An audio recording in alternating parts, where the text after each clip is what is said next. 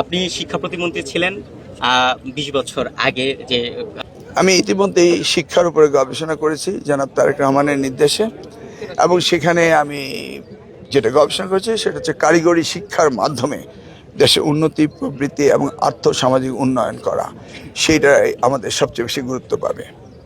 আচ্ছা, শিক্ষাকে আমাদের বাংলাদেশের শিক্ষাকে আমরা সার্টিফিকেট অনুযায়ী শিক্ষিত, কিন্তু আমাদের সার্টিফিকেটগুলো একসময় কাজে লাগে না। আমরা কর্মমুখী শিক্ষার ক্ষেত্রে বিশেষ কোনো পরিকল্পনা আছে কিনা আপনার?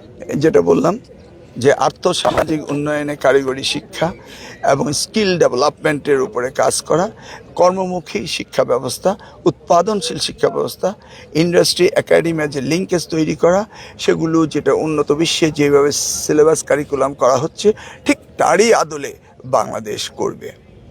আপনার আপনার আসন, আপনি একটি আসন থেকে নির্বাচিত হয়েছেন, সে জনগণকে নিয়ে আপনার বিশেষ কি পরিকল্পনা আছে? 1 নম্বর মাদক মুক্ত, চাঁদাবাজ মুক্ত, সন্ত্রাস মুক্ত, ইপটিজিং মুক্ত এবং সর্বোপরি বাংলাদেশের সবচেয়ে উন্নত শিক্ষা নগরী হিসাবে কোচা উপজেলাকে আমি বাংলাদেশে প্রতিষ্ঠিত করতে চাই।